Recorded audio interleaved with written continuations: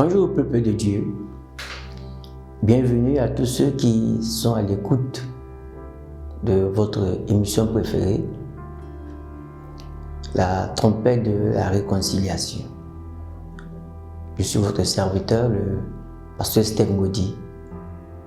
Aujourd'hui, nous débutons une nouvelle étude sur un thème, le retour de Jésus et le tri de berger. Le retour de Jésus est un thème eschatologique. Eschatologie est un mot qui vient du mot grec eschata, qui signifie les choses dernières, autrement dit, les événements du dernier temps. Eschatologie est effectivement une discipline qui enseigne les signes et les événements des derniers temps. Mais nous ne voulons pas faire une étude théologique ici, mais nous voulons simplement interpeller chacun d'entre nous à se préparer à ce grand retour. Jésus-Christ, il revient bientôt. Après avoir parlé de la destinée de notre âme, que nous avons rencontré son Créateur, j'aimerais aborder ce thème parce que c'est une suite logique de notre première étude. Christ, de la même manière qu'il est mort, qu'il est ressuscité et qu'il est monté au ciel, la Bible nous dit qu'il reviendra de la même manière pour chercher ses enfants. Voilà pourquoi nous voulons encourager le peuple de Dieu a persévéré dans cette attente. Les signes du retour de Jésus sont là. La Bible nous a avertis que quand nous entendons parler des guerres, des bruits de guerre, sachant que le Fils de l'homme est à la porte, quand nous entendons parler des famines, des tremblements de terre, autrement dit, de tout ce qui est phénomène naturel, désastre naturel, ce sont tous des événements qui annoncent, autrement dit, des signes précurseurs au retour de notre Seigneur et Sauveur Jésus. Malheureusement, avec l'évolution de notre monde, nous nous rendons compte que les gens sont en train de s'émousser dans cette attente. Beaucoup négligent même. Et on entend fréquemment dire, mais ça fait des années, des siècles, on dit que Jésus-Christ revient, mais ne revient pas. Mon frère Jean Blaga dit que bon, attends, je veux revenir. Il ne faut pas revenir au retour de Jésus.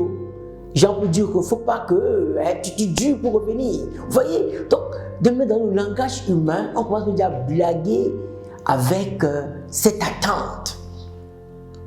Pour dire que vraiment, le retour de Jésus là, c'est trop long. Mais j'aimerais vous dire que c'est plus que jamais prêt. C'est plus que jamais, je dirais même, terminer cette attente. Parce que nous sommes dans une attente, nous agonisons même par rapport à cette attente du retour de Jésus. Mais nous, on a l'impression que ça tarde.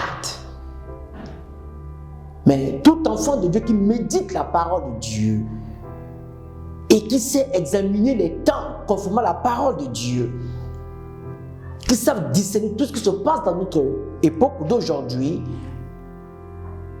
tous comprendront que Christ est plus que jamais là. Je dirais même, la porte est ouverte et il est en train de descendre doucement pour chercher ses enfants. Bien, prenons nos Bibles, nous allons aller dans le livre de Matthieu. Dans cette étude, nous allons voir deux grandes parties. Et nous commençons par la première partie, à savoir le retour de Jésus, le tri des bergers. Matthieu 25, à partir du verset 31. Je lis la parole de Dieu. Lorsque le Fils de l'homme viendra dans sa gloire avec tous les anges, il s'assiera sur le trône de sa gloire. Toutes toutes les nations seront assemblées devant lui. Il séparera les uns d'avec les autres, comme les bergers séparent les brebis d'avec les boucs. Et il mettra les brebis à sa droite et les boucs à sa gauche. Alors, le roi dira à ceux qui seront à sa droite, venez, vous qui êtes bénis de mon Père. Prenez possession du royaume qui vous a été préparé dès la fondation du monde. Car j'ai eu faim et vous m'avez donné à manger. J'ai eu soif et vous m'avez donné à boire. J'étais étranger et vous m'avez accueilli. J'étais nu et vous m'avez vêtu. J'étais malade et vous m'avez visité. J'étais en prison et vous êtes venus vers moi. Les justes lui répondront, verset 37, Seigneur, quand avons-nous vu avoir faim et t'avons-nous donné à manger? Ou avoir soif et t'avons-nous donné à boire? Quand avons-nous vu étranger et t'avons-nous accueilli, ou nu et t'avons-nous vêtu? Quand avons-nous vu malade ou en prison et sommes-nous allés vers toi? Verset 40. Et le roi leur répondra, je vous le dis en vérité. Voilà la partie qui est très cruciale, bien-aimés. Toutes les fois que vous avez fait ces choses à l'un de ces petits, à l'un de ces plus petits de mes frères, c'est à moi que vous les avez fait. C'est à moi que vous les avez faites, toutes les fois. C'est ce qui vous souvient de notre dernière étude par rapport à Lazare. C'est ce que Lazare n'a pas pu faire, ce que le riche n'a pas pu faire avec Lazare. Le riche ne s'est même pas préoccupé du pauvre Lazare qui souffrait. Il pensait à sa propre vie, au mépris même de l'ulcère de ce pauvre Lazare dont ses propres chiens venaient lécher. Jésus dit ici, toutes les fois que tu fais ces choses-là, c'est plus petit, quelqu'un qui souffre, quelqu'un qui est malade, c'est-à-dire quelqu'un qui est dans un besoin et que tu le fais, c'est à moi, Jésus, que tu es en train de le faire. Ensuite, il dira à ceux qui seront à sa gauche, retirez-vous de moi, maudits. Allez dans le feu éternel qui a été préparé pour le diable et pour ses anges. Vous voyez? Le feu a été préparé pour le diable et ses anges. Mais toutes les fois où l'être humain, de son vivant,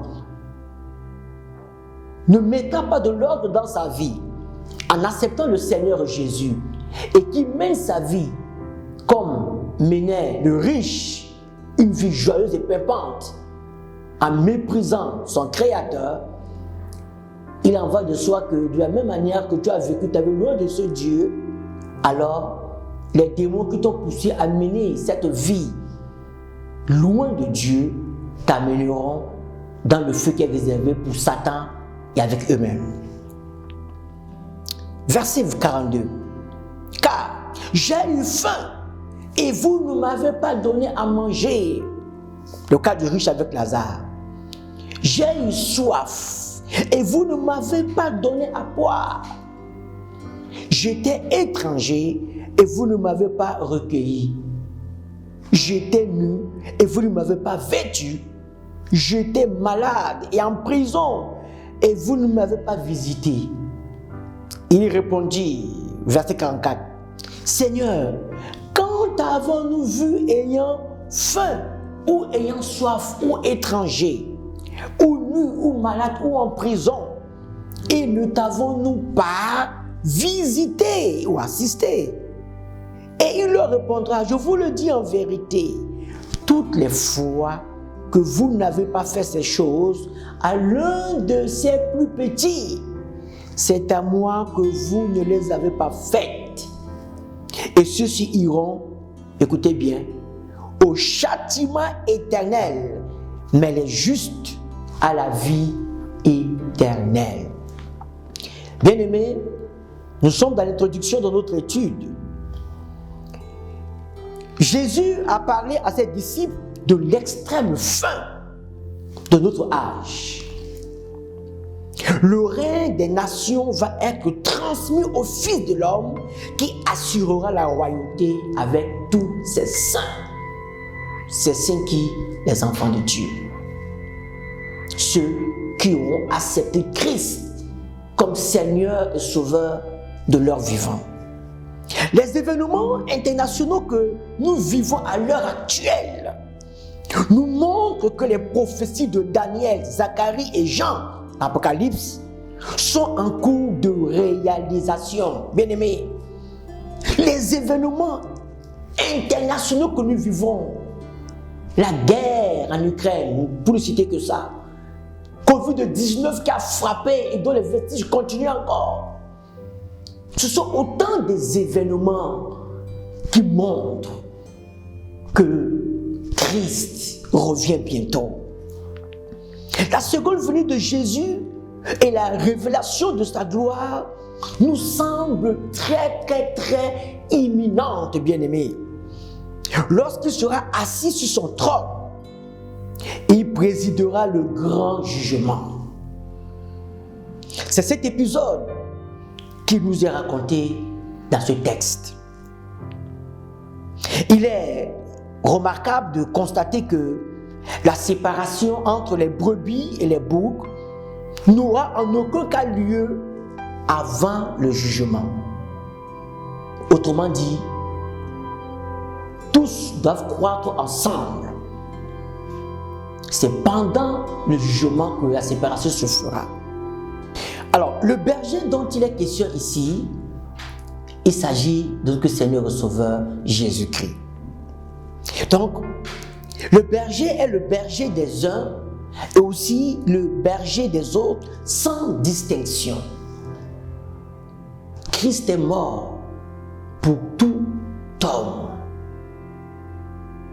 Il est venu mourir aussi bien pour les bons que pour les mauvais. D'ailleurs, il dit, il n'y a aucun juste, pas même un seul. Tous ont péché, sont privés de la gloire de Dieu. Donc, Jésus est venu, il est mort pour tout homme, y compris toi. Alors, je pense que l'on peut aisément faire le parallèle avec la parabole de l'ivraie et de la bonne sémence que Jésus raconte dans l'évangile de Matthieu. Matthieu 13, 24, 30. Donc, notre histoire a eu parallélisme avec Matthieu 13, les versets 24, 30 que je vais lire avec vous pour mieux étayer notre pensée. Il leur proposa une autre parabole. Il dit, le royaume des cieux est semblable à un homme qui a sémé une bonne sémence dans son champ. Mais pendant que les gens dormaient, son ennemi vint, sema de l'ivraie parmi le blé et s'en alla. Lorsque l'herbe eut poussé et donné du fruit, l'ivraie parut aussi. Verset 27. Les serviteurs du maître de la maison vinrent et lui dit, Seigneur, n'as-tu pas sémé une bonne sémence dans ton champ? D'où vient donc qu'il y a de l'ivraie? Il leur répondit, écoutez la réponse du maître, c'est un ennemi qui a fait cela. Et les serviteurs lui disent, veux-tu que nous allions l'arracher? Non, dit-il, de peur qu'en arrachant l'ivraie, vous ne déraciniez en même temps le blé. Laissez croître ensemble l'un et l'autre jusqu'à la moisson. Et à l'époque de la moisson, je dirai au moissonneur, arrachez d'abord l'ivraie et liez-la en gerbe pour la brûler. D'abord l'ivraie, mais amassez le blé pour mon grenier. Parole du Seigneur. En effet, bien-aimés, Dans notre monde, le bon grain et l'ivraie croissent ensemble. Vous avez les bons, vous avez les méchants. Vous avez les pauvres, vous avez les riches. Vous avez les pays développés, les pays sous-développés. Vous avez les pays qui sont les gendarmes du monde, qui dirigent, qui matent même les autres. Et vous avez les autres qui sont vraiment à la traîne, malgré toutes les richesses que Dieu a données dans leur sous-sol. Autant d'éléments qui montrent que dans notre monde, il y a les bons, il y a les mauvais, il y a le blé, il y a également l'ivraie. Donc tous doivent croître ensemble, tout comme se côtoient les boucs et les brebis dans notre premier histoire que nous avons lu.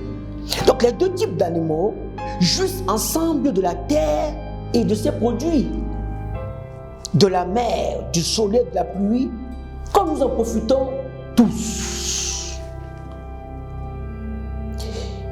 Nous allons continuer notre étude, mais d'ici là, que Dieu vous bénisse. Nous vous encourageons à continuer à méditer sur ces deux passages et nous y reviendrons. Soyez bénis.